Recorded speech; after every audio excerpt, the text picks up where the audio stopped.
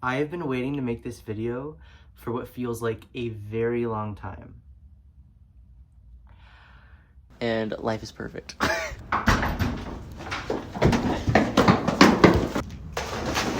Future. Can I say something to you? I don't know you. We've talked. I'll even put on my soccer mom glasses. The Lord is shining down on me today. Your little baby.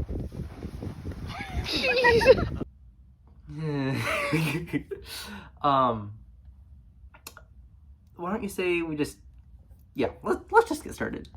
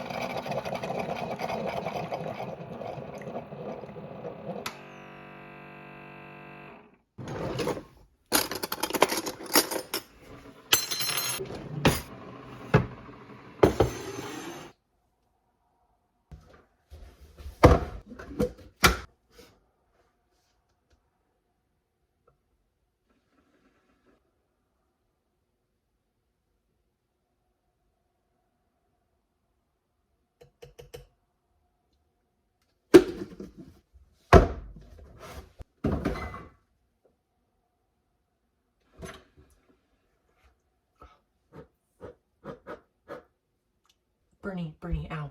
Ow.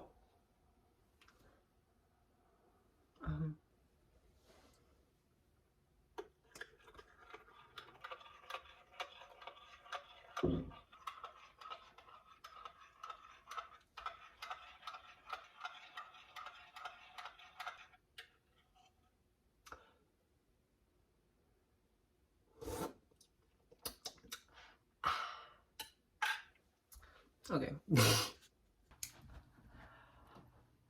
Hello. Welcome to Hot Chocolate 2022.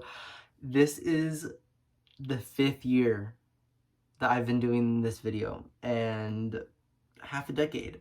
Ain't bad. I am 19 years old now, so I am beyond legal age. I'm beyond legal age. And yet I still have no idea what I'm doing with my life. But you know, I think that's relatable content, and I believe that that's the reason I'm here, is to regurgitate life lessons, wisdom, and relatable content in a way that is easily digestible, accessible, and comprehensible. So, cheers to that, mate. 2022 felt like 2 completely different years in 1 year. January to June was 1 year, and then July to December was another year. Like, so much happened, and it was just jam-packed full of life and lessons and learning and loving and all of it. 2 for 1 special. I decided to keep a media report across my year to just new experiences and such. Essential albums of the year were Crash by Charli XCX, Emotional Creature by Beach Bunny, and SOS by SZA. Of course, that just came out this month, but it's still an essential album. Trust and believe. I watched 18 new movies for the first time this year. Well, not new, but new to me, you know? Those would be Encanto, Scream 5, Tick Tick Boom, Death on the Nile, Freedom Riders, Top Gun, The Guardian, Ghost, In Time, Ferdinand, A Silent Voice, Helvetica, Miss Peregrine's Home for Peculiar Children, Don't Worry Darling, The Sixth Sense, The Odd Life of Timothy Green, Free Guy, and The Proposal. So those were all new movies that I watched this year for the very first time. And I completed 1 book this year, which isn't my proudest moment, but I'm just happy I finished a book in general. And that was Hush Hush by Becca Fitzpatrick, which was very good, so I recommend. Key events of 2022 would be, I got baptized, like, at the very beginning of the year, and that was honestly just so awesome. And I literally cannot believe that that happened this year. It just seems so long ago. I went to Winterfest, which is a like Christian youth conference. I went to Teen Talent, which is a Christian youth talent show. Hi, this is Rex Editing. I also went to State Speech and got first place, and I got to go there with my best friends, so that was cool too. I graduated in May, and I got to do the commencement speech, like one of the speeches. I went to youth camp, which is a Christian youth summer camp thing, and it was like a week long, and it was exhausting but very worth it. And I started college, and it's kind of crazy. I've been kind of afraid to make this video because I'm afraid that this one isn't going to top my last year's video. But you know what? Then I came to the realization each year is not about topping the last year or the year before that or anything after that. It's what? I think the rapture is happening.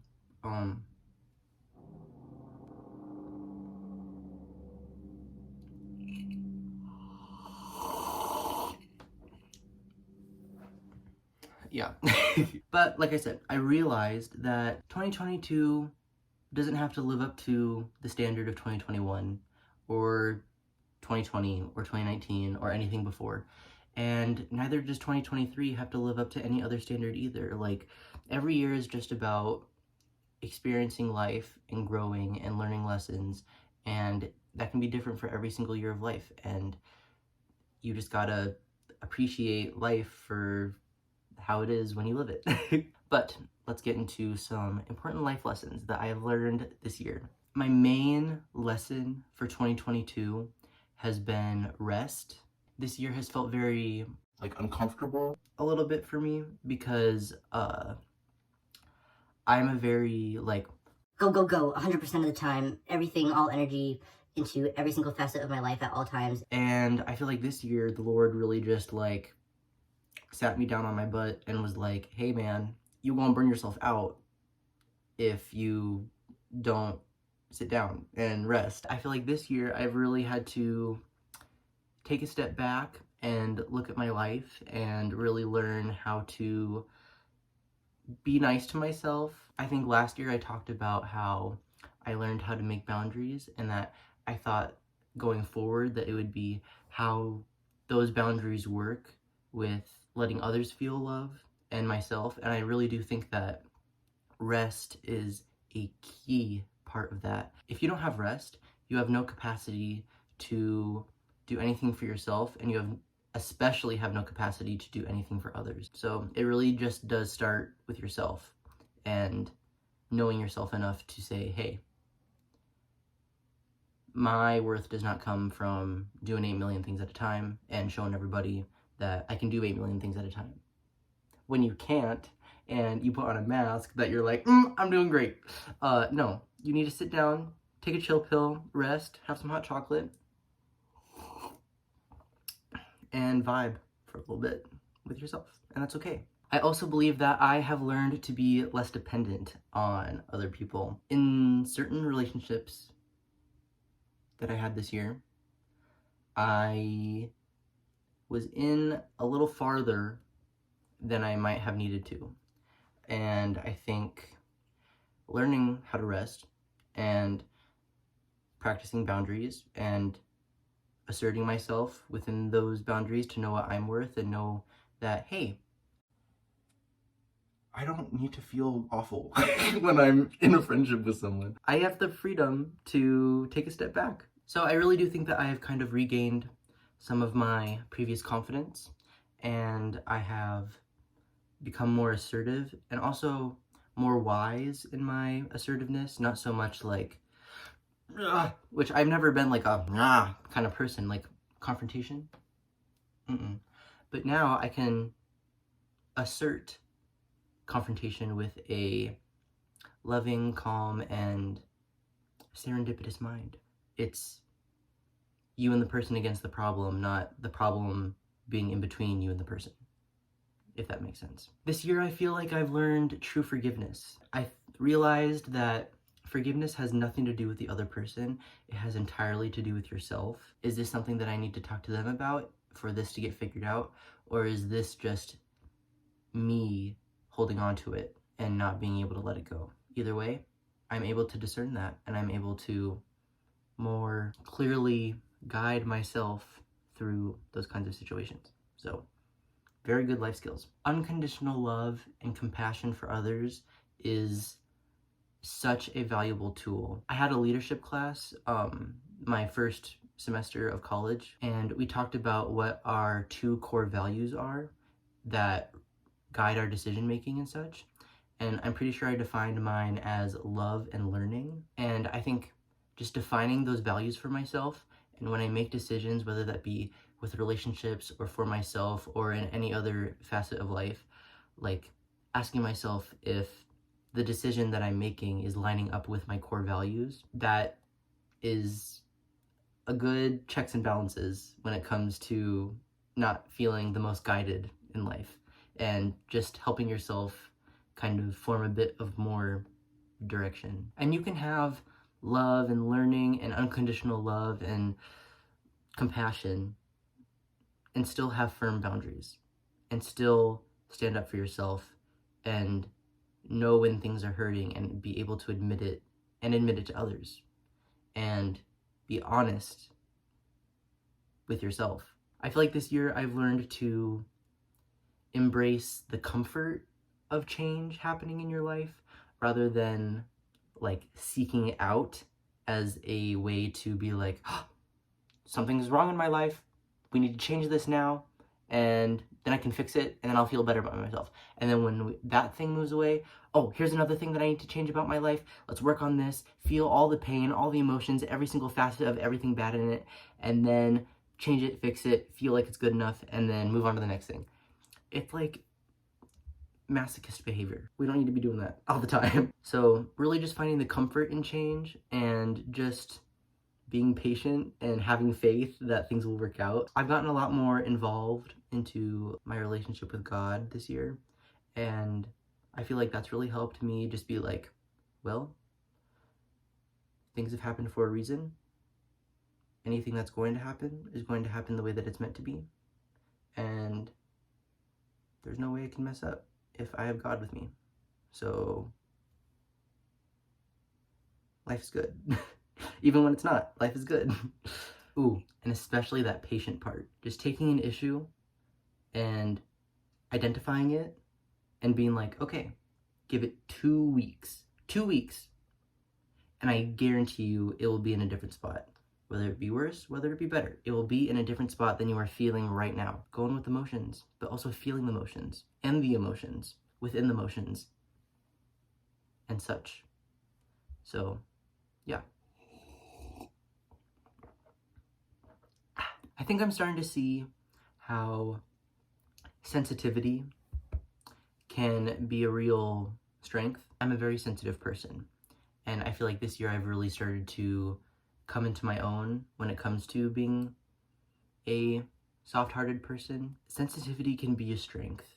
I'm starting to comprehend that and realize that and use it in the best way I can. But also knowing that I am a sensitive person and that when things seem like a lot, just knowing like, hey, what are the facts of this? What is the truth? What is the truth? I feel like that would be another one of my core values is honesty and truth. So like love, learning, and truth. In the future, I can see some lessons probably coming up on the horizon on how I may need to start being more present focused and not so tethered to the past and not so like worried about the future. I have no plans about what my future might hold. I'm just leaving that all in the hands of the Lord. But like just being in the present moment and enjoying the present for what it is and what you have now. And truly just being grateful and practicing humility. I think that will be kind of my next lesson to learn in the upcoming year. And another thing, I feel like I've learned how to not hold everything in my life with an iron fist. But as the year has progressed, I have learned how to hold everything with a looser grip and kind of be able to look at it and be like, oh, and that gives things the freedom to change and to transform for the better or for the worse. And if it is the worst, you learn a lesson and you change and you grow regardless. That is actually why I'm wearing this moth sweater, because moths are supposed to be a symbol of change, transformation, the endings of things, and also death. And in a way, I think I'm kind of dying to myself in 2022 so that I can be a new person in 2023 with a new outlook and just love. And you don't have to wait for the beginning of a year to do that. I'm just saying this is kind of the culmination of everything that has been going on in my year, and I think I'm ready to sprout, blossom, metamorphosize, spread my wings and fly. So, yeah.